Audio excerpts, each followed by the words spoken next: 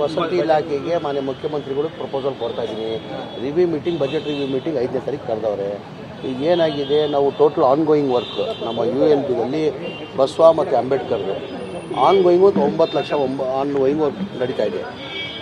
ಹೋದ ಕ್ಯಾಬಿನೆಟಲ್ಲಿ 3 ಕೋಟಿ ರೂಪಾಯಿ ಆನ್ಗೋಯಿಂಗ್ ಮನೆಗಳು ಕಂಪ್ಲೀಟ್ ಮಾಡಿ ಅಂತ ಮಾನ್ಯ ಮುಖ್ಯಮಂತ್ರಿಗಳು ಕೊಟ್ಟಿದ್ದರು. ಹೊಸ ಮನೆ ಕೊಟ್ಟಿರಲಿಲ್ಲ. ಈ ವರ್ಷ ನಾನು ಹೊಸ ಮನೆ ಕೇಳ್ತಾ ಇದ್ದೀನಿ. ಹೊಸ ಮನೆ ಏನಾಗಿದೆ, ಒಂದು ಮನೆ ಕಟ್ಟಬೇಕಾದ್ರೆ 1,20,000 ಕೊಡ್ತೀವಿ ನಾವು. 1,20,000 ಅದು ಸಾಲಲ್ಲ. ಹಾಗಾಗಿ ನಾನೇನು ಮಾನ್ಯ ಮುಖ್ಯಮಂತ್ರಿಗಳು ಬೇಡಿಕೆ ಇಟ್ಟಿದ್ದೀನಿ ಅಂದರೆ, ನೀವು 1 ಲಕ್ಷ ಕೊಡೋದು 3 ಲಕ್ಷ ಕೊಡಿ. ನೀವು ನಮ್ಮ ಟಾರ್ಗೆಟ್ ಪ್ರತಿ ವರ್ಷ 3 ಲಕ್ಷ ಕೊಡ್ತಾರೆ. ಅದು ಬೇಕಾದ್ರೆ ಒಂದೂವರೆ ಲಕ್ಷ ಮನೆ ಕೊಡಿ, 3 ಲಕ್ಷ ಮಾಡಿ ಅಂತ ಮಾನ್ಯ ಮುಖ್ಯಮಂತ್ರಿಗೆ ಕೇಳಬೇಕು. ಅವರು ವಸತಿ ಇಲಾಖೆಗೆ ಮಾನ್ಯ ಮುಖ್ಯಮಂತ್ರಿಗಳು ಪ್ರಪೋಸಲ್ ಕೊಡ್ತಾ ಇದ್ದೀನಿ.